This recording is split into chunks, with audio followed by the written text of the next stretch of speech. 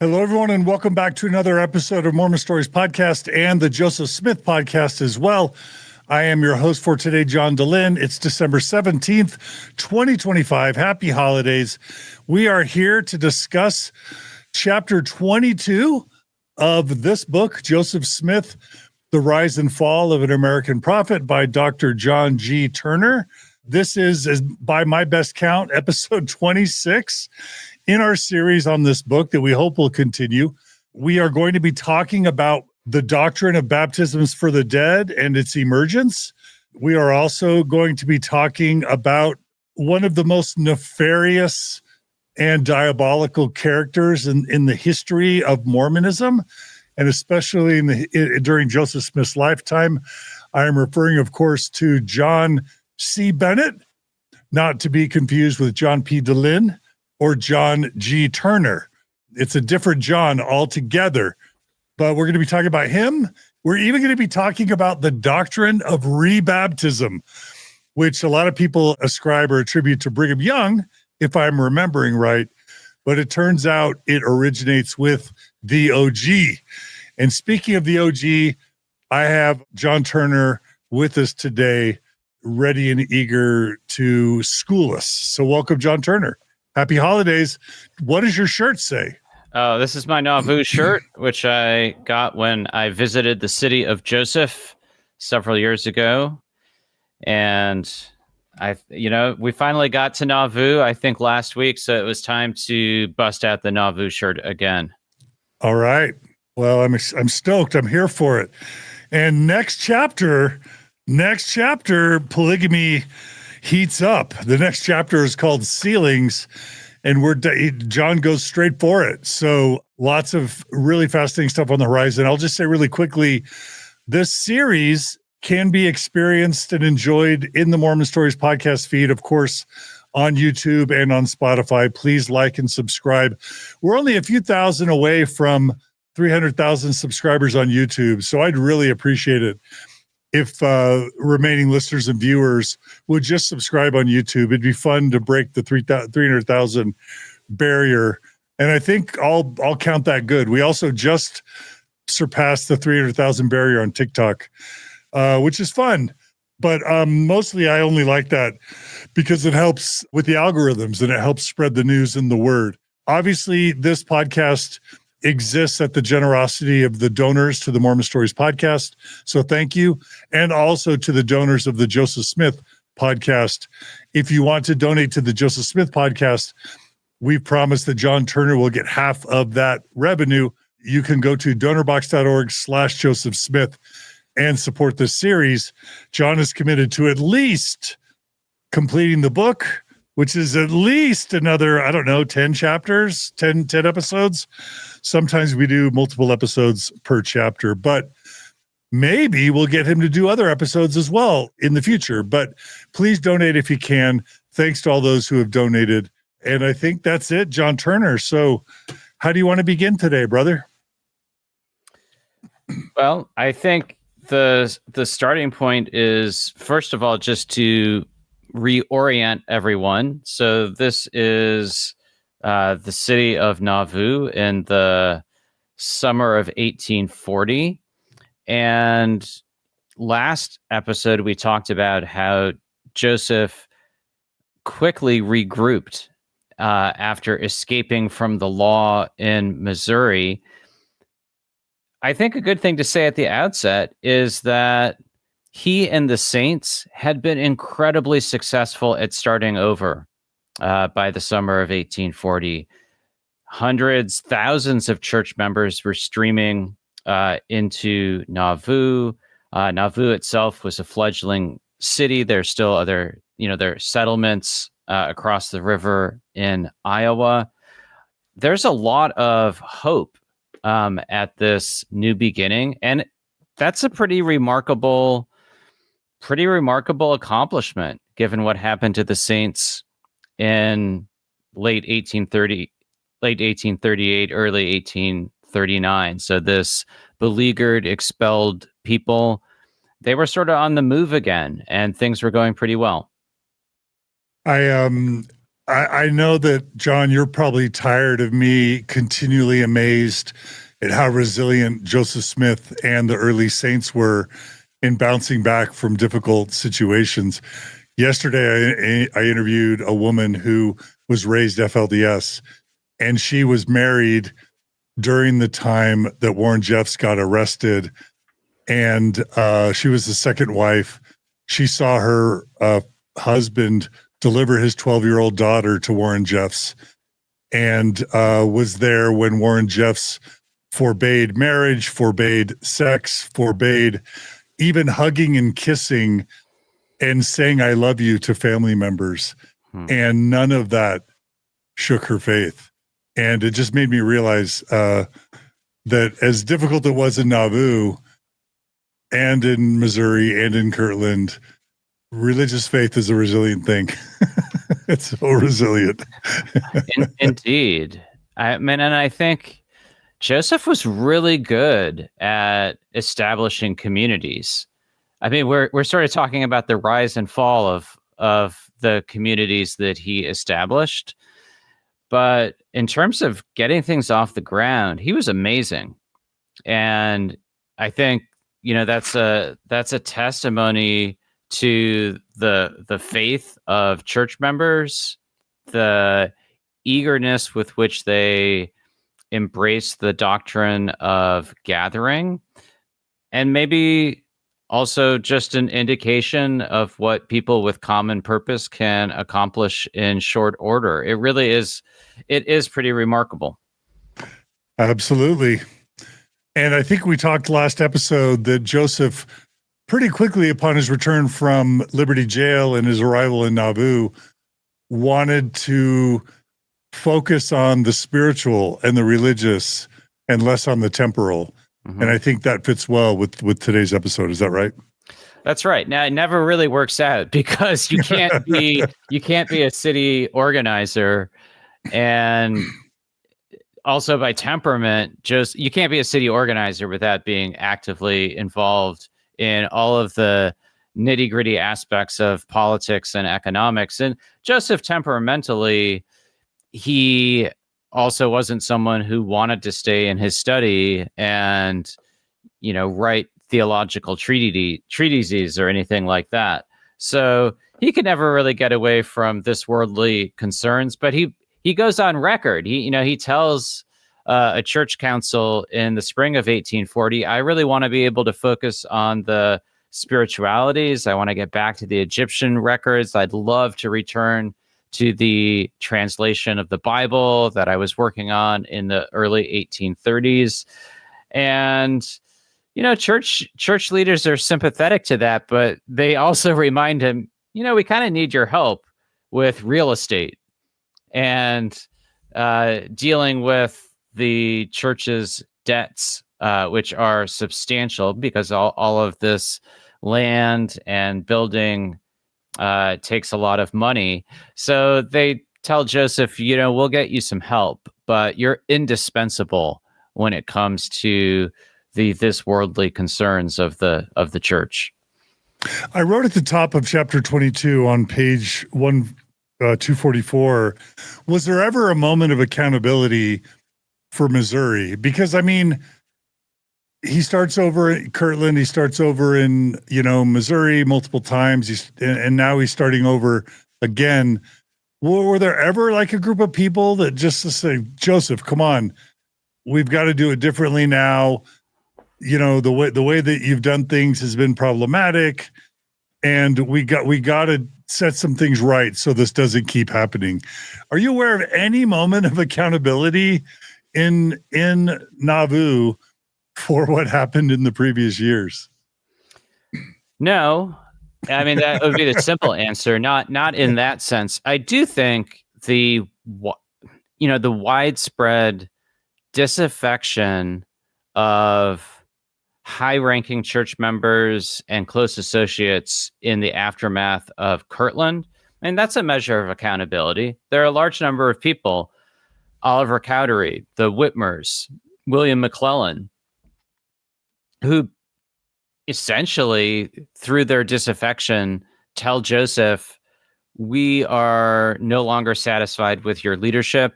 We don't see you as fit to lead the church going forward, at least not without significant repentance and course correction. I don't think Joseph's response is to reflect and say, I've got to do things differently, other than I can't permit the sort of dissent that tore the church apart in Kirtland. I can't permit a repetition of that. I think in the wake of Missouri, it's just a simpler calculus. Our enemies have, they have persecuted us. They have taken our property. They have killed our people. They have expelled us. I mean, that's what all of the saints, for the most part, with few exceptions that we've talked about, the vast majority of saints, they are going to blame the enemies of the anti-Mormons in Missouri. In the first paragraph on chapter 22, you mentioned that Joseph predicts that Nauvoo would become, quote, the greatest city in the world. I think I'm not going to ask you if that was a failed prophecy. I think that would be ham-fisted. But he also writes that he's going to build a temple as glorious as Solomon's, and he promises that the task, quote, shall impoverish no one, but enrich thousands. And he goes on to write, the saints would hear the clanging of coins in their pockets, and they would gain access to spiritual power in the Lord's house. That almost gives, as they would say in modern vernacular, sort of Joel Osteen prosperity gospel vibes. Is that fair or not fair? I don't know if Joseph Smith smiled as much as Joel Osteen. I don't know that anybody smiles as much as Joel Osteen. So I guess I would say two things. Number one, I think Joseph's bravado increases in Nauvoo. Number two, as a city builder, as a community builder, Joseph and the church engage in a good amount of boosterism. They're trying to convince people to move to Nauvoo. You can see elements of this in the church's publications in England. And it's sort of in keeping with the way that other Western land boosters operated. The future's going to be glorious. This city is going to thrive. You're going to want to take part in it. And then I also think, so I've been talking about how things are going well. And I do think it's a remarkable turnaround from what happened in Missouri. For most church members, these are still tough times. There's still disease to reckon with. There's still poverty. I mean, this is not a wealthy movement. And so I think some of Joseph's, some of that kind of talk that helps church members get through a difficult present with thoughts of the future. I mean, giving hope and meaning and purpose is a core, having hope and meaning and purpose and basically something to keep you busy and engaged, anxiously engaged in a good cause, as they say in Mormonism. That's a core component to happiness and well-being. And so I think it was helpful. I think it was effective for so many people. We've talked about that a lot.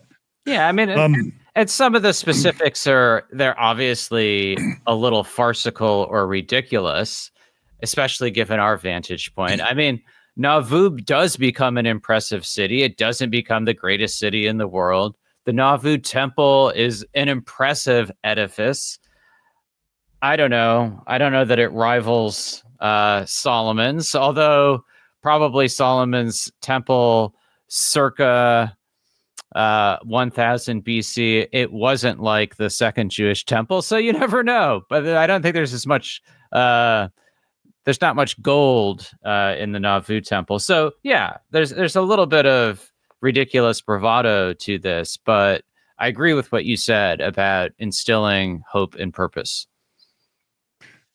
The book moves to kind of a theme of death that I think is a precursor to the theme around baptisms for the dead. But I think I know I've asked you this in previous chapters, but again, you mentioned at the bottom of 244 that a few more dozen people die of malaria. And I always want to ask, is that just what it's like to settle non-irrigated Midwestern cities in the 19th century on the frontier? Or is this an act of irresponsibility for Joseph to tell everybody to be settling here? So, or something in the middle. Yeah, I mean, I don't think I wouldn't call it an act of irresponsibility. Now, it's certainly what became Nauvoo was not the most healthful environment at the start. I don't know to what extent Joseph and other church leaders anticipated that in the spring of 1839. Had they investigated those land purchases in a few months later, they may have thought differently. It's also true that with each passing summer, the circumstances in Nauvoo improve as the saints drain and improve the land. They go through, a couple of tough years. The first being the worst, but it's difficult again in the summer of 1840. You mentioned that Emma gave birth to another son, which I think you say brings the children total to 5. Correct. 4 boys and Julia, and I think Julia was adopted, right? Correct. And then Bishop Edward Partridge dies. Do you want to take it from there? Sure. So one of Joseph's stalwart followers and very much a pillar of practical and spiritual leadership in Missouri, in particular. If you think back to quite a few episodes ago, Bishop Partridge is kind of steamed at Joseph in the summer of 1831 when he accompanies the prophet on Joseph's first trip to independence, and then is left there when Joseph heads back to Kirtland. But after the two men got over that, I guess you could say, quarrel or rough patch in their relationship, Partridge was, like I said, a real pillar of the Missouri church. He died at the age of 46 in May of 1840. And if we want to foreshadow a conversation for a future episode, shortly after his death, Emma and Joseph invite Emily and Eliza Partridge, daughters of Bishop Partridge, into the Smith household. The immediate reason is that Emma needs help managing the household and caring for the new baby. Emily and Eliza eventually become plural wives of Joseph Smith 3 years after the time we're talking about, so in the spring of 1843. They were teenagers when entrusted to his care, correct? They are both teenagers at the time. I think Emily is 16 when she moves into the household. Eliza's a couple of years older. So at the time of their sealing to Joseph Smith, Emily, I think, is 18 or 19, and her sister's maybe 21. But they're kind of, is it fair to say they're kind of foster children? I wouldn't exactly say that. So it's a situation in which it's an opportune time for them to leave their own household. So it, in a way, it lightens the burden on I'm blanking on her first name, but it lightens the burden on Bishop Partridge's widow and gives them some employment. And apparently, they were very happy with the arrangement. Emily looked fondly back on joining the Smith household, helping to care for the baby. Said that Joseph and Emma treated her with great kindness. So sort of as they transition from their own childhood home into adulthood, it wouldn't have been an out of the ordinary move given the circumstances. Julia says that Lydia might be the name we're searching for. That's correct. Yep. Thanks, Julia. All right. Well, you mentioned that we already mentioned that Joseph was eager to get back to, we'll call it a translation, for lack of a better word, of the Egyptian records. We also mentioned, I think in last episode, that he had debts exceeding how much, John Turner? $150,000. These are not all, these are not personal debts. First and foremost, they relate to primarily land purchases in Nauvoo, possibly some merchandising purchases as well. And typically when church leaders took on credit, it was often in the name of multiple individuals, including Joseph Smith, but other people were willing to extend credit to the church because they believed that Joseph ultimately could meet those obligations. So in the end, it was his responsibility. All right. Well, you mentioned that, as the Joseph starts returning to the spiritual, you actually call it spiritualities, which is a word I hadn't probably ever heard before. You mentioned one early teaching that Joseph Smith talks about the lost 10 tribes of Israel, and that there was a large chunk of the planet that was taken up to heaven when the city of Enoch was translated. And people might say that that's some niche, obscure version of Mormonism. As a Mormon kid who grew up in Houston, who used to go to Galveston and Corpus Christi, who frequented the Gulf of Mexico, I was taught in high school that not only was the city of Enoch translated, but that the big large Gulf was where the city of Enoch used to be, and that big Gulf, is the place where God lifted up all the earth as he lifted up an entire city. I guess I have to say that's a pretty large city if it's the entire Gulf of Mexico or the Gulf of America, depending on, how you view things these days. We could compromise. We could all compromise and just start calling it the Gulf of Enoch. That would really catch on. Or the Gulf of Joseph. Right.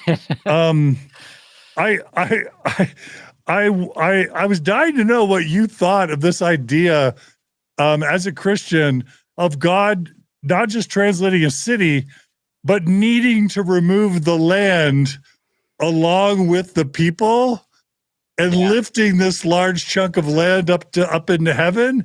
And I'm also wondering if you've wondered, John Turner, about where God stuck the land when he brought it up to heaven with the people.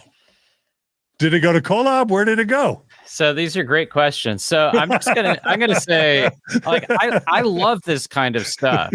And so first of all, these are this and quite a few other teachings that Joseph introduces in 1840.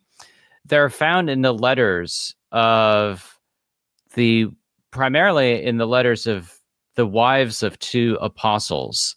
So Phoebe Woodruff, wife of Wilford Woodruff, and Violet Kimball, wife of Heber C. Kimball. And Phoebe Woodruff refers to Joseph's teachings as strange things and strong meat So, as an outsider, that should have been your chapter heading, yeah, your chapter title. Strange things and strong meat. As an outsider to the tradition, sometimes I encounter these things and I think, wow, that's a really zany idea. And you, John DeLynn, are telling me, oh yeah, I've heard about this. But no, I was taught it as doctrine. Right. You were taught this, but I think it's good to realize that for church members in 1840, when Joseph rolled out some of these ideas, these were kind of wild, and they thought they were a little wild too. Now, I think what's going on here is there's this long-standing Christian fascination with the lost tribes of Israel, the northern kingdom of Israel that sort of disappears from the biblical record after it's conquered by the Assyrians. And so there are all sorts of theories, so, among them that the lost tribes migrate to the Americas, which is an idea that Joseph Smith doesn't embrace. A lot of outsiders get a little confused on that point because they think, oh, Jews in America, lost tribes. But Joseph, it begins with the family, not with the lost tribes. Alternatively, the people speculate maybe the lost tribes, they moved north to Scandinavia or Russia, or maybe they're somewhere else. But I think by 1840, it's starting to seem clear the lost tribes aren't anywhere on the earth that we can find. And so Joseph has this creative solution. They've been removed from the earth. And so technically, here he's not talking about the city of Enoch, which might be responsible for the Gulf of America. But so it's a different plot of land. Yeah, this is a different. Sorry, I digressed. I love this idea that at the time of Christ's second coming, this planetary fragment containing the lost tribes is going to be reunited with the earth, and you're going to have the biggest earthquake ever. The earth is going to be reeling to and fro like a drunken man, which it's a biblical phrase. I can't remember where it comes from. So here again, we see Joseph putting his really creative twist on ideas that, fascinate a lot of Christians. Yeah. And I'll just say another theory that I was taught growing up as possibly the most credible theory about where the lost 10 tribes went was that they were hiding in some subterranean polar ice cap sort of location. Right. And people are probably thinking this is absurd unless you grew up Mormon in the 80s and 90s. But if you read my high school journal, I'm seriously trying to figure this out. And it's like one of my top 10 things I'm thinking about as a Mormon teenager is like, when is the second coming and where are the lost 10 tribes? And I came out honestly, if you look at Joseph Fielding Smith's Doctrines of Salvation, he did 3 volumes. He was church historian and eventually prophet of the church, or Bruce R. McConkie's Mormon Doctrine. You'll see that prophets, seers, and revelators were teaching this stuff well through the 80s and really thought it was important. Right. So, well, and if Joseph cared about it, then the subsequent prophets are going to care about it. But as silly as all this sounds, weirdly, it was very real to me growing up as a Latter-day Saint, and that's just the truth. So it's fun. It's fun to see you write about it. Okay, so what else? What else did Joseph? What other truths did Joseph reveal? So in this time frame, we're getting to baptism for the dead, but if listeners can bear with one more theological digression, there's one of the things that Joseph repeatedly does is, and you can see this with baptism for the dead, is he teases out meaning from, I would say, obscure biblical passages, like the sort of passages that most Christians, if they read the Bible, at most they're going to stop and puzzle about for a second, and then they're going to move on because it doesn't, it's hard to understand. So there's a passage in Paul's first letter to the Corinthians in which Paul comments that he dies daily. And then a little bit later on, he refers to having fought with beasts at Ephesus. So what do these passages mean? Well, pretty much nobody thought that Paul literally died every day. Some people speculated about fighting with beasts at Ephesus. That could mean that Paul had contended against actual animals, perhaps in the arena. But it could also be something more symbolic. So Joseph put these two verses together, and he speculated that the beasts that he fought with at Ephesus often killed him, and he came to life again. This is a totally wild idea. When I was working on the book, I emailed a scholar of Paul's letters with whom I'm friends, and I said, not LDS, never Mormon. Not LDS, no. And I said, have you ever heard of anybody else drawing, this conclusion about this passage? And she said, no, this is totally new to me. So Joseph Smith introduced her to a new interpretation of one of Paul's letters. Now, yeah, go ahead. No. Keep.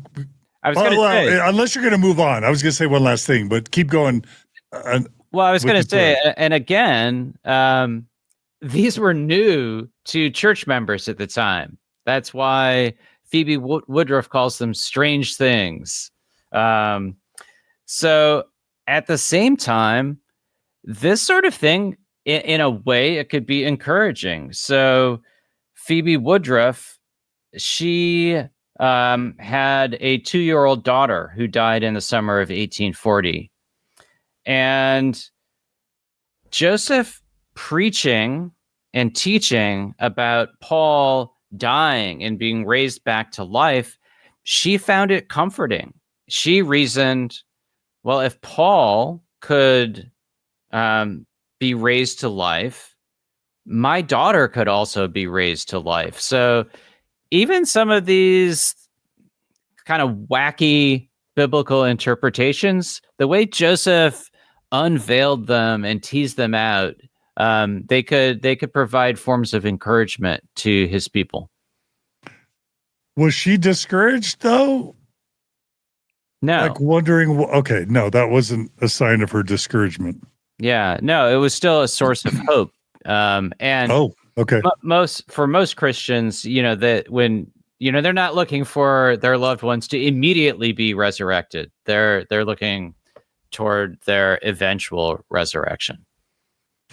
And I know that I'm continually asking the question, was Joseph Smith sincere in this series with you? Now that I'm reflecting on this, like his desire to engage these scriptural stories and provide explanations and further clarifications, to me, suggests sincerity. I mean, it's possible he could be believing that it's all hogwash, but he wants to riff and create new revelations and fill in the gaps. But I think the Occam's razor / simplest explanation is he really believed what he read in the Bible and wanted to provide further clarification and truth based on his biblical knowledge, which to me suggests a higher probability of sincerity and real belief, which I don't think you really probably ever question. But I think some of us who are frustrated or who have been frustrated have questioned at times. Well, I mean, I do, as I've said before, I think sincerity is a tricky thing to measure. Yeah. I feel confident saying that Joseph has a genuine, evidenced curiosity about the Bible and about theological questions. To say that doesn't mean, well, Joseph told the truth when he talked about the golden plates, or Joseph was always truthful and sincere in every respect. But I agree with you. It seems to me we have a lot of evidence for Joseph's ongoing engagement with, these spiritualities. And I don't see any reason to doubt that. I don't think it was artifice. Yeah. Well, should we talk about the emergence of the baptism for the dead doctrine now? Sure.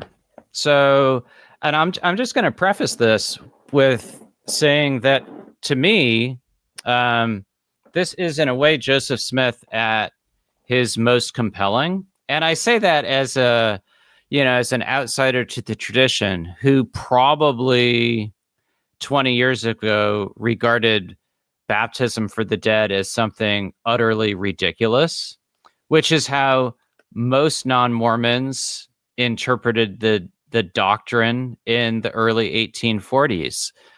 But now that I've spent more time studying this time period and studying in particular the way that church members respond to the doctrine when Joseph introduces it, I see it as a very successful episode in his leadership and something that points to why thousands of people accepted his leadership and followed him despite all of the setbacks that we've mentioned.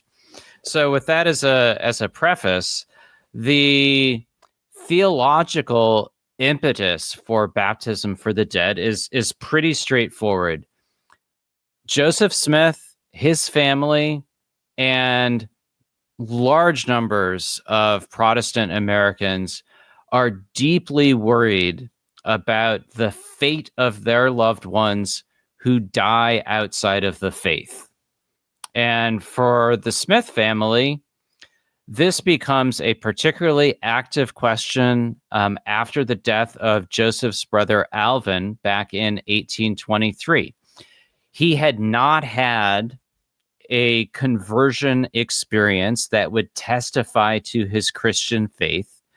And so there's chatter at the time, and maybe even teaching by the Presbyterian minister in Palmyra, maybe even at his funeral, that Alvin is likely damned. That's really traumatic. And I think, regardless of one's precise theology, I think that anxiety for the eternal fate of loved ones, that's pretty easy for us to understand. I mean, that's such a live issue today for, say, evangelical folks who might have family members that reject Christianity. It's certainly a live issue for Latter-day Saints who have family members leave the church. So the particulars can be a little bit different, but for the Smiths, that's an ongoing concern. It's a concern in 1823 when Alvin dies, and then it's a slightly different concern after the organization of the church, because Joseph teaches that baptism is necessary for the remission of sins. Only baptism into Christ's true church counts for that purpose. And Alvin, and by extension, most human beings have died without that baptism. So there's a real theological quandary for this new movement. And tell me if it's based primarily in the biblical passage that says, or Jesus says, except a man be born of the water and of the Spirit, he cannot enter the kingdom of God.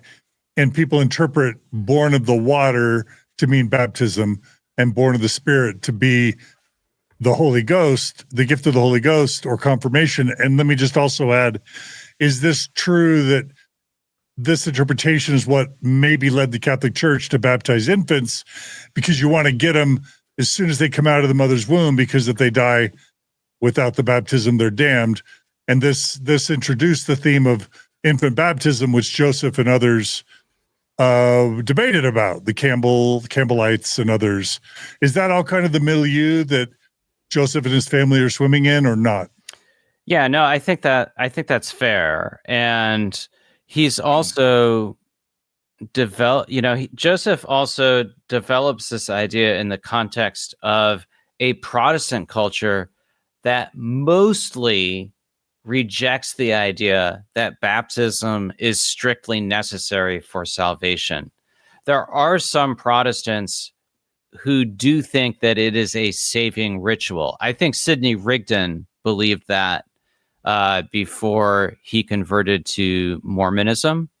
Parley Pratt might have as well. So there are a few Protestants who take a slightly different stance on the issue, but for most Protestants, baptism is a sign of one's salvation or a response to one's faith. It's not a necessary step in order to be saved. I don't know if it's only that verse, John. There are probably others as well that Joseph and others draw on. But for them, it's pretty clear. You can't enter the kingdom of God unless you're born of water and of Spirit. So no baptism, no remission of sins, no salvation.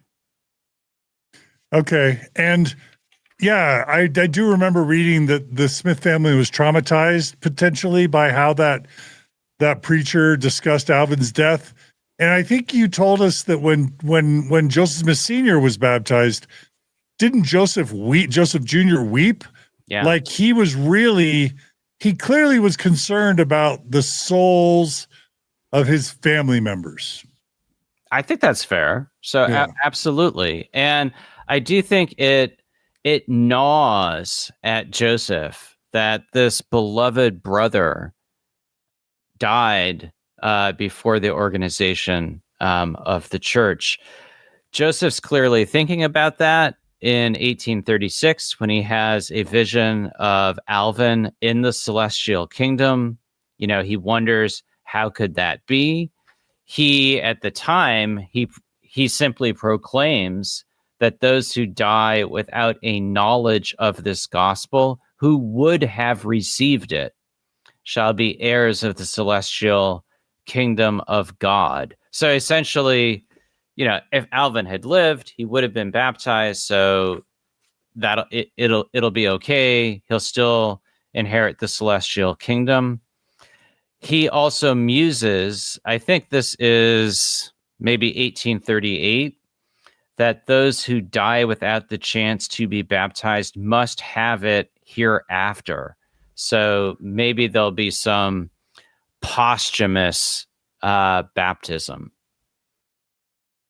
Yeah, and there is that scripture in the New Testament that I memorized for seminary scripture chase, something like, else wherefore those who are baptized for the dead, if the dead not rise at all, wherefore are they baptized for the dead? So weirdly, those words appear in the New Testament, although Julia was curious if you have a sense for how traditional Christians even interpret that verse, because whenever I tried to make sense of it, it seemed nonsensical in the context, but I also can't read Hebrew or Greek, whatever language the New Testament, Greek. Yeah, Greek. So what you just quoted is a verse from, again, Paul's Corinthians, right? First letter to the Corinthians, 1 Corinthians 15. It's part of a larger passage about how central hope in the resurrection and Christ's resurrection is for Christians. So you asked what other folks think about that verse. So one of Joseph's favorite books was Adam Clarke's commentary on the Bible. There have been some scholars recently, like Colby Townsend, and also some folks at BYU, names are escaping me, who have documented that Joseph seems to have used Clarke's commentary when working on his translation of the Bible. Possibly it could have also been an influence on the Book of Mormon and some of Joseph's other productions. Anyway, so Clarke was a wildly popular Methodist preacher and writer, would have been a name familiar to a lot of American Christians in the early 1800s. So Clarke's commentary, I find this amusing. When he gets to 1 Corinthians 15:29 on baptism for the dead, he states very bluntly, this is the most difficult verse in the New Testament to understand. Something like that. Like, I have no idea what this means. And he suggests that, maybe it's a little bit more symbolic in the sense of when we're baptized, we are baptized for someone who is dead or will die. I think in general, it's a verse that has perplexed other Christians. Many have said, well, a straightforward reading of it suggests that some early Christians were baptized in an attempt to do something for those who were already dead, but we have no idea why they would be doing that. So it did not, it's not something that has sparked something like what Joseph Smith introduces in Nauvoo. And that's kind of an opening. If nobody can explain it, maybe Joseph can. Yeah. Especially if he can solve some problems that are really nagging at him. And I think a lot of his revelation comes from him trying to make sense of Scripture. Isn't that fair? I think that's totally fair. And in this case, what it allows Joseph to do is it allows him to sort of untie this theological knot. Because I don't think for him it was satisfying to say, well, let's just hope that God will sort that out. Or let's just presume that these people would be saved. Because he's teaching baptism is totally essential. And so this idea of baptism for the dead, it gives the saints something to do on behalf of their loved ones about whom they're anxious. It gives them a ritual solution. It also seems that in addition to the Bible, Joseph is influenced by a report of a vision on the other side of the Atlantic. And this is a fascinating little detail. I think the BYU scholar Christopher Blythe wrote an essay on this. It's a woman named Anne Booth, who was a Methodist convert to the church in Manchester, England. She had a vision of the place of departed spirits, in which she saw none other than martyred apostle David Padden, whom she had never met but had heard about, holding a key and unlocking the door to a prison. And when Padden goes inside this prison, he encounters none other than John Wesley, the founder of Methodism. And Padden teaches Wesley the necessity of baptism for the remission of sins. And a river of water appears, and Padden baptizes Wesley and ordains him into the priesthood. And then Wesley baptizes the other prisoners, who include many of Anne Booth's own loved ones who had lived and died Methodists. So she had the same theological anxiety that the Smith family had, in that she has family members who died before they even had the chance to convert to Mormonism. So she has this vision of posthumous baptism that intersects with some of Joseph's speculations on the subject. Yeah. Well, so that's kind of the background. How does it get, how does the revelation come? What do we know about the revelation coming and how it's disseminated and how it was received? Yeah. So one final part of the context is that it's at this time that Joseph's own father, Joseph Smith Sr., dies. This is in late September of 1840.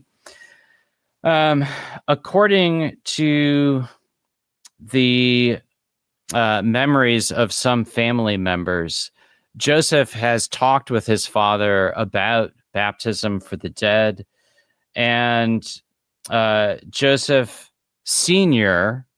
asks his prophet son to be baptized for Alvin immediately.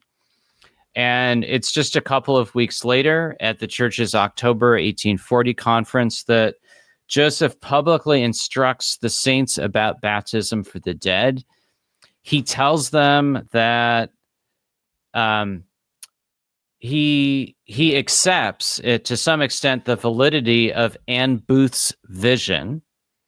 But is it fair to say it was her idea or not? That she sparked this doctrine, or was he just thinking of it in parallel? I think he's sort of thinking of it in parallel, but she may have helped Joseph sort of get over the hump to an actual solution, because Joseph's already said that those who die without the chance to be baptized must have it hereafter. And so Anne Booth essentially sees people being baptized as spirits. But Joseph then, in response to that, says, well, doesn't really make sense for spirits to be baptized, but those spirits could deputize living church members to be baptized on their behalf. And that baptism for the dead would release those spirits from prison and would allow family members to claim them in the resurrection and bring them into the celestial kingdom.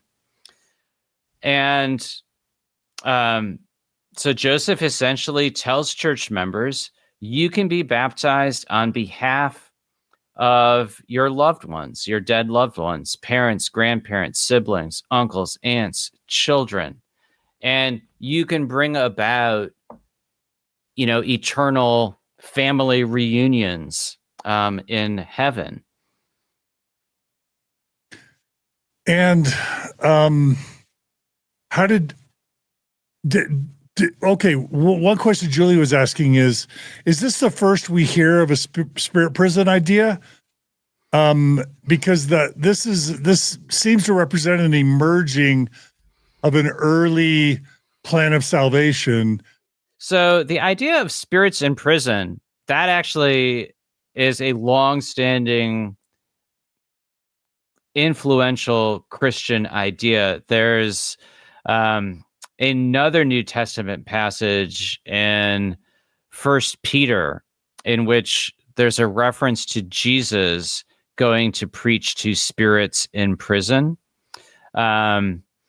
And it's another one of those confusing passages, but the Apostles' Creed teaches that Jesus, after his crucifixion, descended into hell. And you can find all sorts of medieval artwork about Jesus sort of descending into hell, finding spirits in prison, opening the doors and, leading the captives to salvation. Now, the difference here is that these spirits are not in hell. They're in a spirit realm. They haven't been consigned to hell. So again, this kind is of like a purgatory, right? Or it's more limbo like, or whatever. it's more akin to that. So it's again, Joseph putting a different twist on something that had long interested other Christians. Yeah. Yeah. And so the way it ends up coming down to me by the time I'm being raised in the church in the 1970s and 80s, it's that most of the people who've ever lived on the earth have not received a Mormon baptism, aka a baptism with the proper authority from the one true church. And so they would all be going to hell because of the scripture in the New Testament saying a man must be born of the water and the spirit to enter the kingdom of God. Therefore, faithful Mormons must build temples and be worthy. And then they build a baptismal font in every temple with 12 oxen carrying the font representing the 12 tribes of Israel. And then what we need to do is do our genealogy and dig up all the names of all the people who have ever lived who have not been baptized by Mormons with the proper authority. And then we need to go down into the baptismal fonts in the temple and be baptized in their name. They'll be as spirits in the spirit prison being taught the gospel by celestial missionaries, and they'll have the chance to accept or reject the baptism. And if they accept it, then they'll be able to not be damned and at least inherit the lowest degree of the 3 degrees of glory, meaning the celestial kingdom. But hopefully they can earn a higher level of heaven.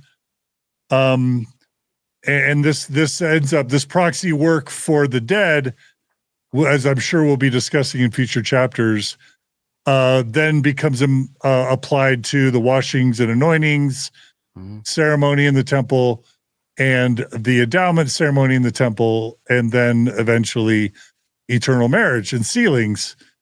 And I know I'm giving away future chapters, but I just want, for those who just drop into this episode, that's kind of how this doctrine ends up making its way into Mormon theology. So how does it sort of emerge in 1840 Nauvoo? Great question and great summary. And of course, at first, it's not so systematic. It's essentially plunge into the Mississippi River and be baptized for your loved ones. And, someone will officiate. It'll be just like a regular baptism, but it's being done on somebody else's behalf. And one of the things I find remarkable, because this is an unusual idea, the saints embrace it with tremendous enthusiasm. And that's not because they lap up everything Joseph introduces. So sometimes, he introduces a new teaching and everybody's just a little puzzled or quizzical about it. And we certainly know that when he introduces plural marriage, that becomes intensely controversial and many people reject it. In this case, the saints love the idea. So Phoebe Woodruff writes, they are going forward in multitudes. And I would just also say, this is now mid-October 1840. Mississippi River's probably getting cold. This is, it's muddy, but people get to it. And Joseph's own family members embrace this new ritual. Emma Smith is baptized for her father, Isaac Hale, and a deceased sister. Lucy Mack Smith is baptized on behalf of both of her parents. Hiram Smith is baptized for Alvin Smith. So people are very enthusiastic to the point that they want to save others beyond their immediate families. So no less than 3 individuals are baptized on behalf of George Washington. I think that's not because it takes 3 baptisms to save the father of the country, but because so many people want to save him. William Henry Harrison, he'd just become president earlier that year and then died a few weeks later. The saints are baptized for him as well. Can I just say, just as a matter of fun, John DeLynn lore for the two people who might be interested? When I was at BYU, I dated a girl named Elisa, whose dad had MS, and he was bedridden all day long in his final years before he died of MS. And all he would do as a bedridden man with MS would be to do genealogical research to extract names. And he would do his best to try and extract names of notable historical figures, in addition to just general names. And then he would do these temple visits with friends and family where they would take names that he extracted and do the temple work for them. And believe it or not, John Turner, I was given the name of Aldous Huxley, if my memory is correct, to do the temple work for Aldous Huxley, author of A Brave New World. Because apparently, according to Brent Probst, Aldous Huxley hadn't had his work done for him yet. So I did it. You did a brave new baptism. What's a brave new baptism? Is that you said? Yeah. Anyway, it's a quirky thing in our history. And obviously we've gotten in trouble. A lot of well-intended Mormons have been baptized for Holocaust victims. And I guess a lot of Jewish organizations haven't appreciated that, what they consider to be desecration of their loved ones. Yeah. But it's always with good intention, right? Yeah. Well, and I think there's just this long history of the forced conversion of Jews to Christianity that makes it particularly objectionable. I mean, it has also occurred to me that if the LDS Church had announced we're going to save everybody but the Jews, that might also not go over all that well. So, some of these things are, they're just tricky to negotiate. I think at the start, this is not a systematic practice with all of the genealogical research and all of the strict rules about who you can be baptized for. It's very straightforward. People walk into the river to be baptized for, their children, their parents, their grandparents, their aunts and uncles. Sometimes they're close friends. So it's very immediate, personal response. I think Mormons, Latter-day Saints will find it interesting that they didn't do this in the temple because there wasn't a temple to do it in yet, and that they're doing it in the Mississippi River, because I think most modern day Latter-day Saints are going to think you can only do that in the temple, but that's apparently not true. Not true. And once the Nauvoo temple construction gets underway, at a certain point, Joseph says, from now on, baptisms for the dead, we're going to do them in the temple font. But since baptism for the dead predates construction of the temple, the river, that's by far the best available option. All right. Well, anything else we want to say about baptism for the dead? I guess I have one last thing I'll say, but I want to give you a chance first, and then I'll. Yeah. So I would say this does point to Joseph's theological creativity. It also, I think, speaks to his success as a religious leader, particularly as someone who was innovative with ritual. And I think the introduction of ritual that was both theologically rich, but also just visceral, that was something that was very attractive to Joseph's followers in a way that I think would have been hard to predict. So, and obviously walking into the Mississippi River to be baptized, that's a very physical, visceral act. In the run up to the Kirtland Temple, Joseph introduces washings and then anointing with oil. That's also something, very physical. The washing of feet also. And church members do again and again respond really positively to this element of Joseph's leadership. And for me, that's a key answer to the question of why did so many people follow this guy? Joseph offered them compelling solutions to their deepest needs. And this went to the heart of theological anxieties that a lot of American Christians had. And of course, some of these things are just laughable to outsiders. Obviously church members were aware of this. Baptism for the dead got some good satirical coverage in newspapers at the time. But this teaching in particular is something that church members responded to and treasured. I'll just say one final personal note of reflection. I felt very torn about this idea of proxy work for the dead for a long time, both as a believing Mormon and not.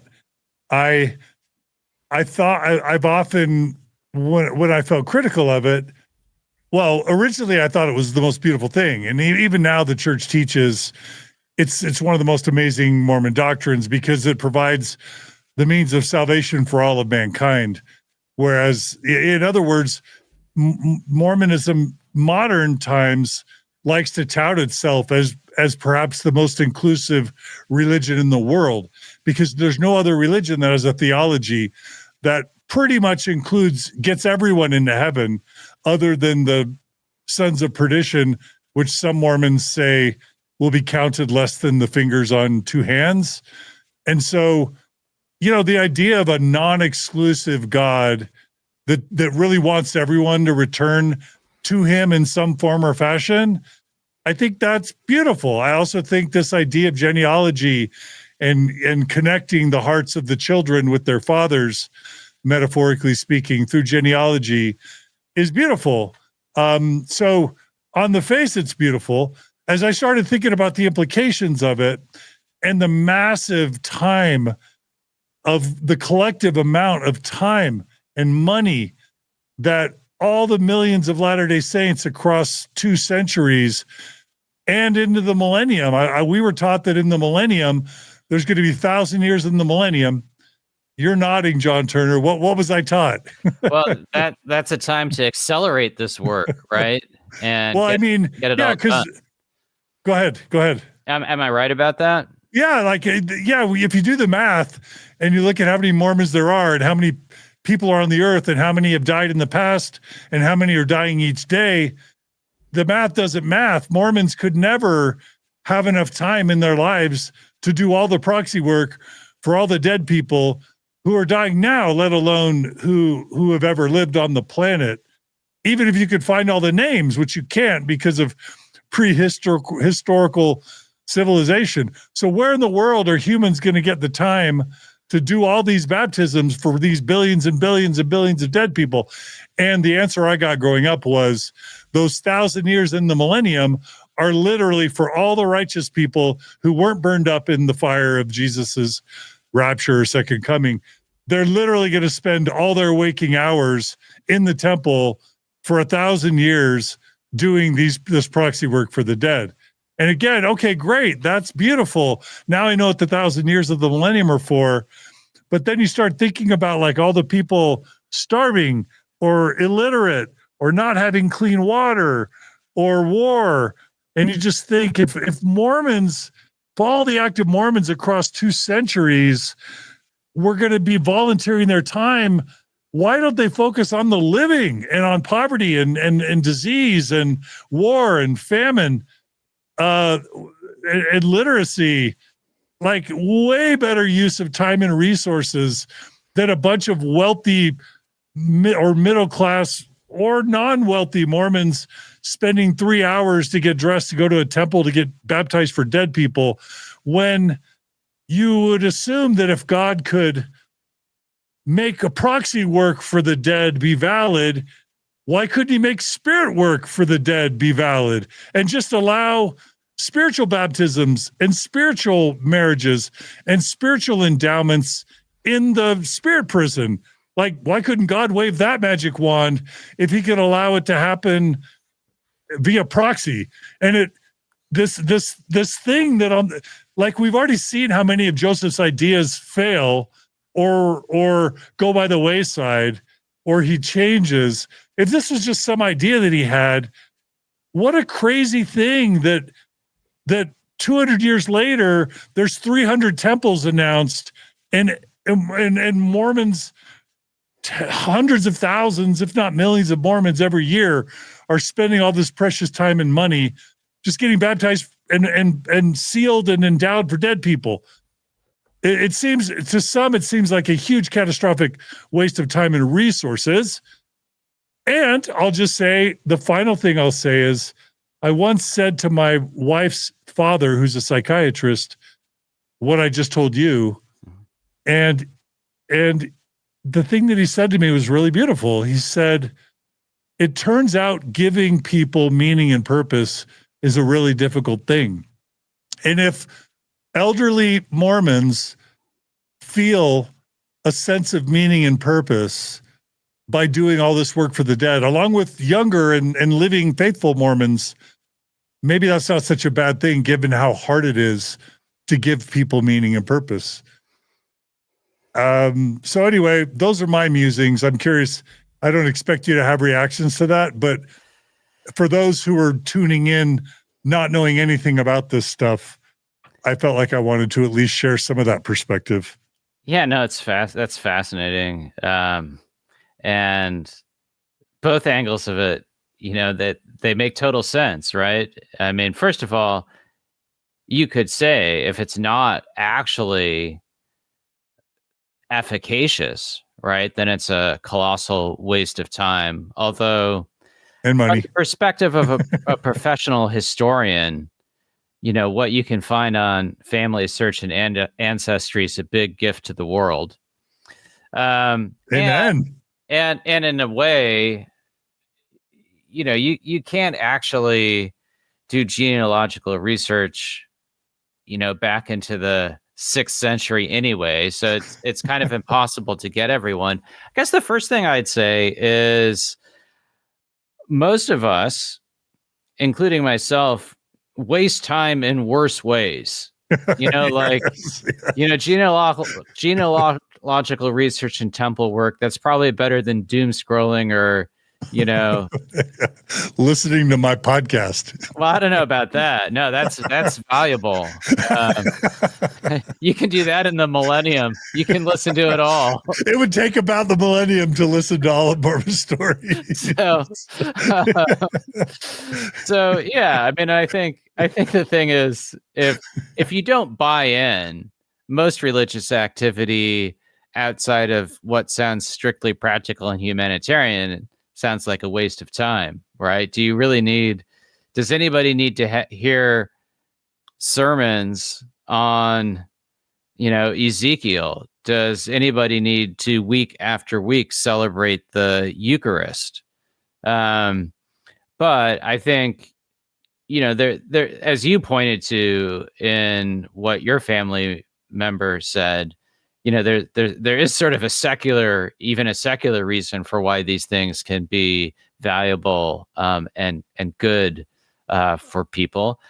I think also, I feel a bit of an attraction to some of these elements of Joseph Smith's teaching, because Protestantism to some extent is so intensely individualistic.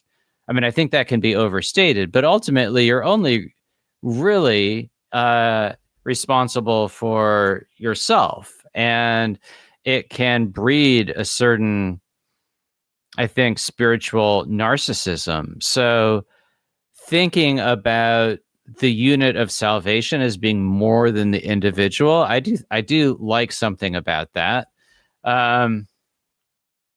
That I guess that's about the extent of my musings on the subject, John Dehlin. Well, thanks. This was fun, and I appreciate it. And I will say that this is the bulk of the work that happens in Mormon temples. There's, I don't know, 150 operational temples across the world right now, and I think like over 300 announced, and they're building them all the time. And the bulk of what happens in these temples is work for the dead. But it's not just baptisms for the dead. It's washings and anointings for the dead, endowments for the dead, and marriage sealings for the dead. And the only other thing that happens other than the second endowment in the Mormon temples, which is super rare, is just celestial marriages to living Mormons getting married. But that's the minority of time people spend in the temple. And it's an incredibly sacred thing for active, believing, faithful Mormons. I don't mean to make light of it or even disparage it. These are just kind of secular musings about things I've thought about both as a believer and as someone who maybe isn't as much of a believer these days. So thanks for being a good sport, John Turner, and viewers and listeners. Feel free to share your comments and opinions in the comments on YouTube and on Spotify. And if you want to talk about how sacred the temple is to you, we want to hear it. If you want to talk about how you hate this conversation or love it, or if you sympathize with it, I want to hear that too. All right. So it looks like there's a few more people that pass away in Nauvoo, and specifically Joseph Smith Sr. Should we move to that? Sure. I mean, that is something that Joseph had anticipated on a number of occasions in recent years. Joseph's father had been increasingly frail for some time, but it does seem to be a very tender moment for the Smith family. Joseph Jr. and his siblings, they're able to be at their father's bedside. He blesses them sort of in accordance with biblical precedent, as the biblical Jacob had blessed his sons. I think Joseph, he clearly had a real tender spot for his dad. It seemed like Joseph really had a desire to honor his father despite his father's infirmities and shortcomings in a way that was deeply meaningful to Joseph Sr. So they had a very close relationship. Lucy Mack Smith, I think in many ways, she was the force in the family as Joseph was coming of age, but he had very tender feelings toward his dad. And his dad didn't need work for the dead, or at least he didn't need baptism for the dead. I imagine he did get sealed posthumously to his wife, Lucy, and may have been sealed.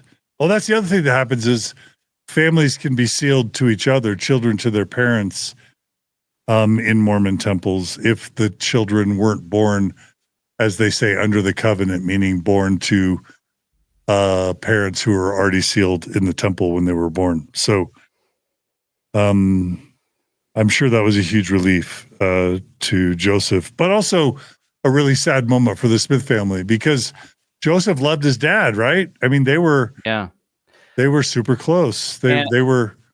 Yeah. And I'm mostly saying really complimentary things about Joseph Smith this week, because we not just because I think it's correct, but also, we've got tough stuff coming up. I will just say that I once wrote a piece for Wayfair, and about That's a faithful progressive Mormon magazine published by the folks at Faith Matters, correct? Correct. Always with a lot of beautiful writing and thoughtful reflection.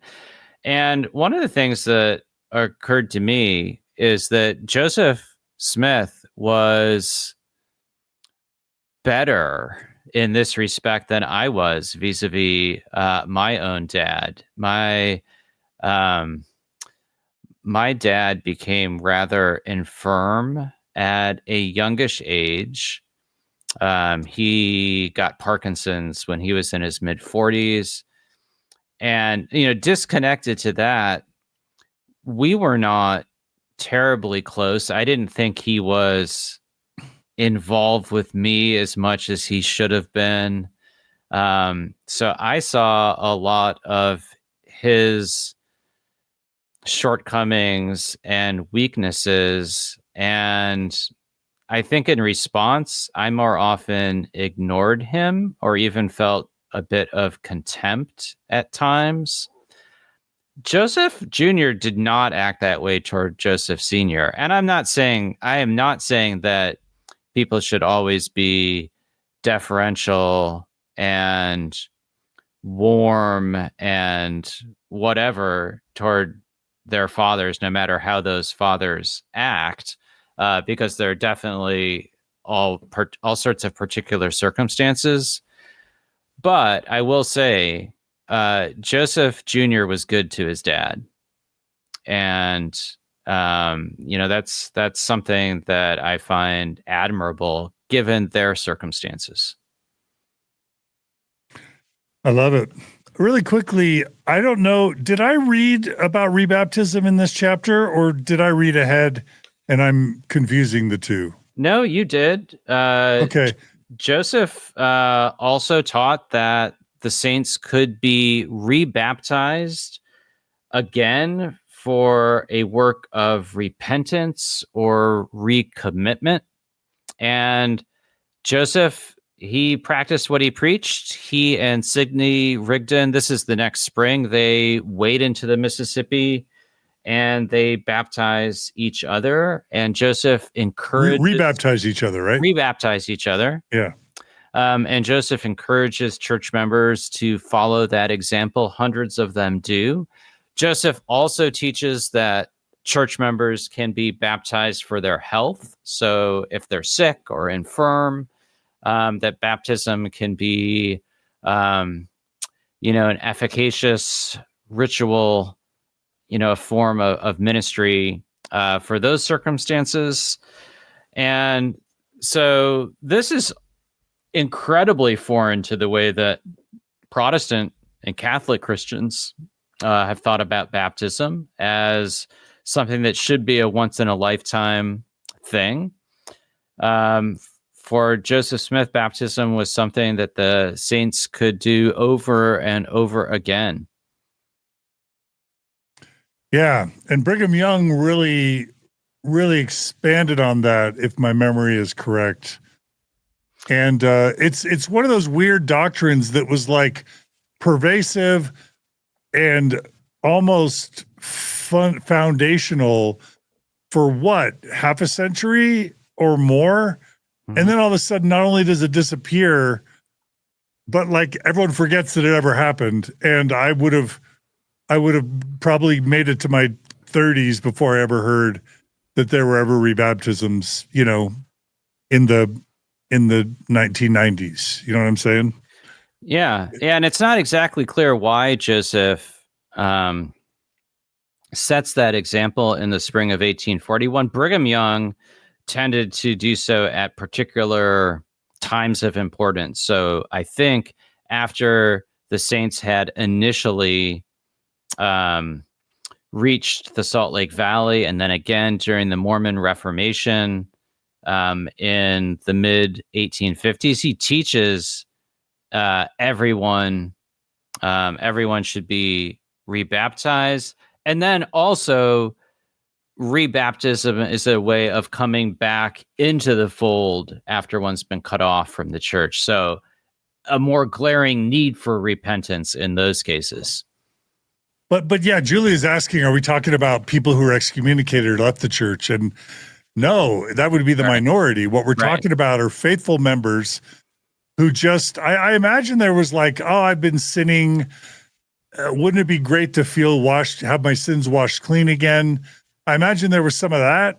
And I imagine there's some that's like, hey, I just want to recommit. I want to like have a new rebirth and remake my covenants and recommit to the church. What a better way than to just have another baptism. Exactly. It's sort of like, in a way, in an evangelical context, responding to an altar call at several times of one's life, instead of just once, being born again and again. Yeah. I kind of like it. Never Mormons and even Mormons should know that this is not allowed today. If I went to my Mormon bishop, I mean, well, I guess excommunicated people can be rebaptized. But regular old members who are faithful, if they go and ask, can I get rebaptized? I'm pretty sure the answer is going to be no. And that pretty much never happens because most people don't know that it ever did. So they wouldn't know to ask, which is really mind blowing. The memory, public consciousness memory can be so fleeting. Yeah. All right. Well, speaking of baptism, you have a nice segue in your book. On page 250, you write, one baptism that had a profound influence on the remainder of Joseph Smith's life, I'm paraphrasing, was John C. Bennett. Should we now introduce perhaps the most nefarious of all? Is John C. Bennett the most nefarious character in the history of Mormonism, or would you save that title for someone else? Ooh, that's a hot take. That's a hot question. We should do like nefarious Mormon top 10 list sometime. I'm worried you'd put Brigham Young on that after writing a book on Brigham Young. I don't know. John D. Lee. Yeah, there's a few enforcers you could get on that list. There's some folks. What would be fun is if you did a general survey of like top 5 nefarious Mormons in history, you'd get such a wide variety of answers. Porter Rockwell, right? Porter Rockwell. But a lot of people like Porter Rockwell. So Jacob Hamblin, was that the guy who was super violent? Anyway, I'm putting you on the spot. There are a few. So, but no, John C. Bennett, he is someone who just connects with Joseph out of the blue. The simplest way of describing him is he is a hustler and a huckster who's always selling something, from diplomas to medicine to later on, I think, chickens. Is this Plymouth Rocks variety of chicken that he later peddles. Someone says he invented ketchup or something like it. Have you heard that? Something like it. I think it'd be hard to actually claim the title, but he also sells political influence, and that's what gets him on Joseph Smith's radar screen. He starts writing letters to Joseph, essentially suggesting that he can help church leaders make connections with influential politicians in Springfield, the state capital. Didn't he come to Illinois with a little bit of scandal in his past? Yeah, and I don't know that was. I don't think that was necessarily known to Joseph at the time. So he had been expelled from a Masonic lodge in Ohio in 1834. I can't remember the reasons for the expulsion. And according to later reports from her family and friends, Bennett had been disloyal and possibly abusive toward his first wife, a woman named Mary Barker. And so he had a very checkered past. And he kind of abandoned her. Is that fair to say? And he abandoned her. I think he might have accused her of abandoning him as well. It does seem, though, that I feel pretty confident in saying that he's responsible for the marriage's dissolution. Okay. So he had a checkered past, but Joseph probably didn't know a lot about that. He just saw somebody who was willing to help out. He saw somebody who was willing to help out, and Joseph offers him encouragement, encourages him to come to Nauvoo. I think Bennett has been suggesting that as well. He shows up, he gets baptized, and he speaks at the same October 1840 conference at which Joseph teaches about baptism for the dead. And he also, he basically presents himself as a political mover and shaker. And church leaders send him back to Springfield to negotiate legislation that will grant the city of Nauvoo powers and privileges. Yeah, so it's this Nauvoo charter that he architects, correct, spearheads, correct, and it's I think it's a series of legislative acts that end up getting referred to as the Nauvoo Charter. There's a few provisions that are significant. I don't know how much we want to get into the weeds. Probably one of the more well-known privileges is it creates the Nauvoo Legion, which is a branch of the state militia at the disposal of Nauvoo's mayor, ultimately subject to state authority. It also gave the Nauvoo City Council the authority to issue writs of habeas corpus if officers from other jurisdiction arrested a city resident. So that's a rather technical point, but it becomes very important in later chapters. I think it also created a framework or the privilege for the creation of a university in Nauvoo. That doesn't amount to anything. Individually, some of these provisions are things that you can find in the acts that incorporate other jurisdictions in Illinois. Collectively, though, they provide a legal framework by which church leaders can control Nauvoo's government and courts and militia, essentially. And the church leaders eventually kind of expand on some of these powers and privileges. It allows them to fashion their own city-state on the Mississippi. And increasingly, as the years pass, both church leaders and anti-Mormons think of Nauvoo along those lines. And possibly to put a fine point on it, John Turner, tell me if I'm wrong. The reason why this is even brought up is because, number one, well, any city, in Illinois, and I assume in the United States, needed to be granted a charter for it to have legal standing in any given state. And so granting a city charter is normal business.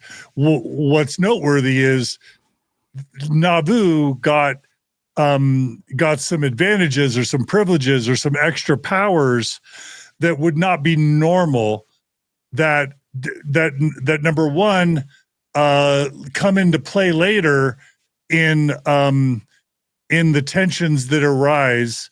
So, for example, this Nauvoo Militia that we just talked about, we know that Joseph was, number one, fearful of the saints being massacred again. But number two, you're gonna be talking about in this chapter, if not in the next one, about how Joseph would pull the militia together and dress up in Napoleon clothes and march around neighboring cities, almost as if to intimidate and warn surrounding cities, don't mess with us. We've got a really large militia. I've heard that this militia ends up growing to be one of the largest militias, let's just say city or state militias in the nation at the time. So, it ends up being something that causes a lot of distress for the surrounding cities that may have even led to the fear and persecution of Joseph and the saints because it was so distressing. Is that fair to say? Yes, and I think so. What you're making a proper distinction between the basic fact of a city charter with some of these privileges and what the saints do with it. So when these pieces of legislation are passed and approved, they're not at all controversial. In fact, they have bipartisan support in the Illinois state legislature. Couple of famous people approve of them. Stephen Douglas, who's a Democrat. Abraham From the Lincoln. Lincoln Douglas debate. Yeah. Lincoln's a Whig. Both parties. This is no problem. This sails through the state legislature. It's approved by the governor, by the state Supreme Court. So then think about what the saints do with the Nauvoo Legion, as you alluded to. Well, one of the first things they do is the officers of the Nauvoo Legion, they choose Joseph as the militia's lieutenant general. Now, the only other American who had ever received that rank was George Washington back in 1798. So there's a bit of, element. Hubris. Of hubris for sure. Now, the state government doesn't pay any attention to this at the time. The governor signs Joseph's commission, and as you suggested, ultimately, I think there's a couple thousand Mormon men in the Nauvoo Legion. Joseph eventually appears before them in a resplendent uniform. And other people eventually get alarmed at the militia's size and displays of power. Similarly, that ability to issue writs of habeas corpus in certain circumstances, well, that's not unreasonable. But a couple of years later, the city council passes legislation suggesting it can issue writs of habeas corpus to free people from arrest in pretty much any circumstance. So essentially, Joseph and church leaders, they take these privileges and really run with them in ways that state politicians haven't anticipated, and in ways that alarm a lot of non-Mormons. And to put these powers in the hand of a prophet who in effect runs the city, at first through John C. Bennett, almost as a puppet, but eventually Joseph, if I'm not wrong, becomes the mayor, and he becomes the chief justice, and he becomes he already is the head of the militia, and he's saying he's the prophet of God, and he wants to become the king of the world, crowned king of the world someday. It becomes probably way too much power for any one individual to hold in a civilized society. It sort of becomes almost a theocracy. And I'm sure that if we went back in time to the Illinois legislature and said, hey, now that you know what's going to happen, are you sure you want to grant these powers? I'm sure they would have second thoughts. Fair to say? Oh, totally fair to say. Yeah. And what really becomes one of the things that leads to Joseph's death is a lot of opposition crystallizes over the fact that as far as anti-Mormons are concerned, Joseph makes himself unaccountable to the law outside the city. And so, yes, and the Nauvoo Charter becomes a bit of a political hot potato. One party commits itself to repealing it, and it ultimately is repealed after Joseph's murder. So a couple of things I think you could take away here. At the start, there actually is bipartisan sympathy for the Mormons. So that's how you get the charter passed. It's sort of a era of good feelings toward Mormons. And,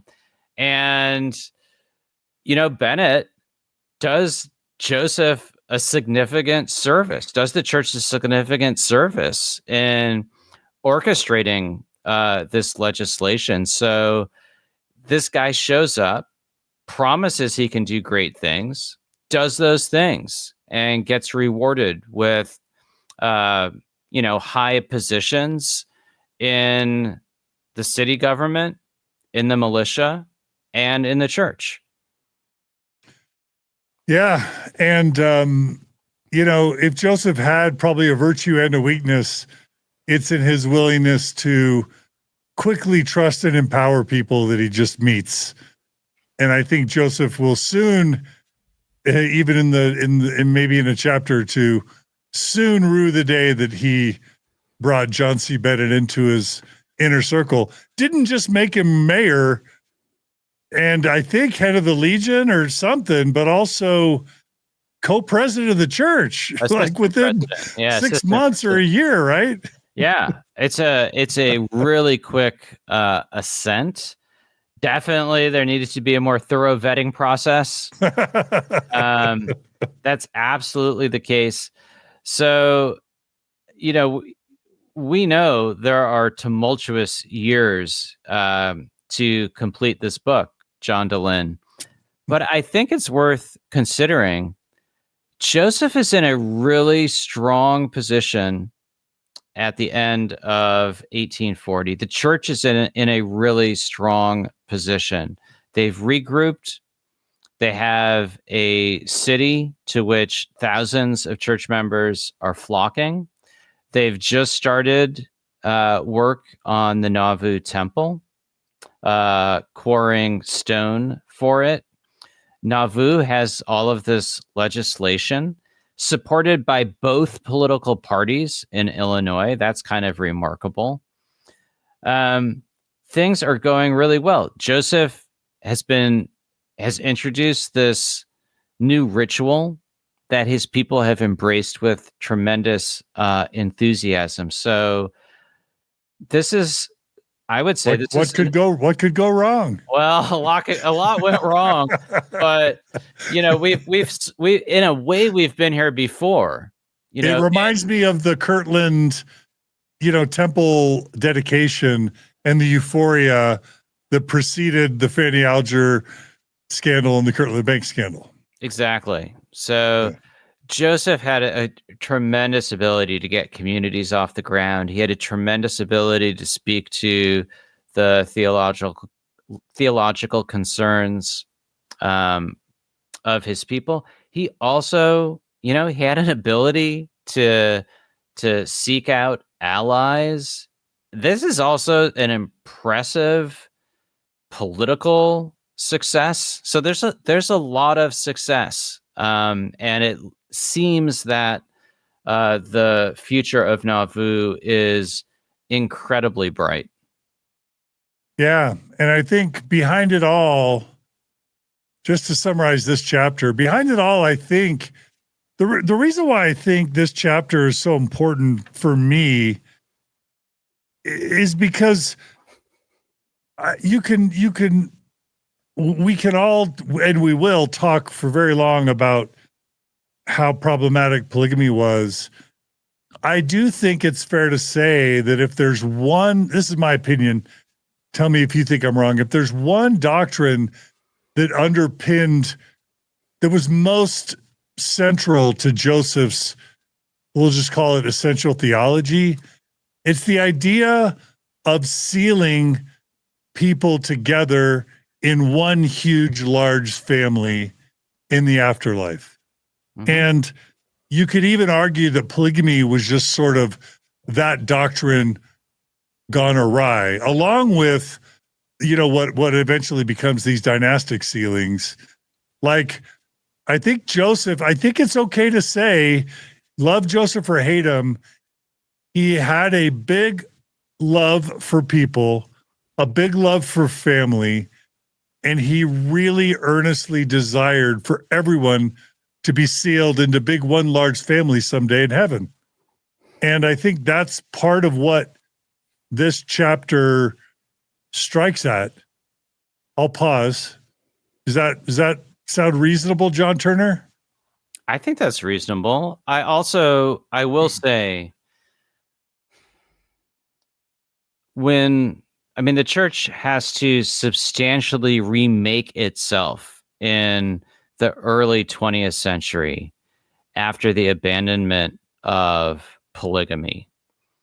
And the fact that the 20th century church is able to preserve those elements of Joseph's theology that you just referenced while jettisoning his most controversial innovation, that was a hard thing for the early 20th century church to pull off. It also speaks to the fact that there was coherence is maybe too strong of a term. I don't know that Joseph was really a super systematic thinker, but there's a certain coherence and attraction in that theological foundation. So yeah, I think that you put it well. All right. And then the second thing that I'm left this chapter with is, like, Joseph survived and escaped from New York. He survived and escaped from Kirtland, Ohio. He survives and escapes from Missouri. And then he sets up Nauvoo in Illinois. And I think in his mind, he's thinking and feeling what has happened so many times before is never going to happen again. And I'm going to make sure of it. In other words, his people dissolving in scandal and government intervention and opposition, and ultimately being cast out. I think he is doing his best to make sure what has happened before will not ever happen again. Yep. And I will just, as a way of teasing what's coming, also in the fall of 1840, on the heels of this tremendous success with the introduction of baptism for the dead and these successful negotiations with state politicians, Joseph is away from public view, secretly or privately, let's just say, privately meeting with a few trusted followers and beginning to talk to them about plural marriage, which, in terms of his personal practice, begins shortly after what we've talked about in the spring of 1841. So hold on to your hats, John, listeners and viewers, dear viewers and listeners. As John Turner has said, you ain't seen nothing yet in this series. Is that, and in this book, is that fair to say? I think we just accelerate from here over the last 3 years of Joseph's life. We have a lot to talk about. There is a lot to talk about in terms of Joseph's polygamy. There's a lot of other things going on too in terms of ritual and politics, but I think our first subject next time is the beginnings of plural marriage. And can I say, is it fair to say that punches will not be pulled? Yes, there will be no punches pulled. All right, everyone. The book is Joseph Smith, The Rise and Fall of an American Prophet by John G. Turner. It is a great Christmas gift, either in paper form or in audiobook. Please buy it, make it an international bestseller. I get no compensation for saying that. I just think it's a great book. I think more comprehensive and readable than Fawn Brody's No Man Knows My History. And I love that book. I also love Dan Vogel's work. So Dan Vogel, we love you. And, but buy this book, buy it for friends and family, read it. And, thanks for joining us. Please subscribe on YouTube and on Spotify. Please like this episode. We want to get to 300,000 subscribers on YouTube. So please subscribe if you don't mind. And thanks to everyone who donates to Mormon Stories and the Open Stories Foundation. We couldn't do this without you. Also, thanks to everyone who donated directly to the Joseph Smith podcast project. We are grateful that we're able to pay John Turner for some of his time. We hope that he makes more from this podcast than he makes from the book, but we hope that he also makes a boatload of money from the book. But mostly we just hope you all learn more about this fascinating leader and their people. So thanks for supporting us. If you want to donate to this series to see it finished and to try and entice John Turner to come on future episodes, you can go to donorbox.org/Joseph Smith and become a donor to this series. It's a great donation for Giving Month, for end of year Christmas giving. Please consider supporting all the worthy causes, but also supporting Mormon Stories podcast and the Joseph Smith podcast. This is probably our last recording, at least before Christmas. Happy holidays to everyone. Happy holidays to you, John Turner. Merry Christmas. Merry Christmas, John DeLynn. Merry Christmas and happy holidays to everyone. Thanks so much for listening. Thanks for supporting. Love it when people comment. Love it when people email. Most of all, I love it when people engage with history. And so it's been a blast for me to do that with you this year. And I am looking forward to more. Yeah. And who knows, maybe we'll record next week. I'm not sure. But anyway, be good to each other, be kind to each other, be peacemakers, be bridge builders. And we'll see you all again soon on another episode of the Joseph Smith podcast and Mormon Stories. Take care, everybody.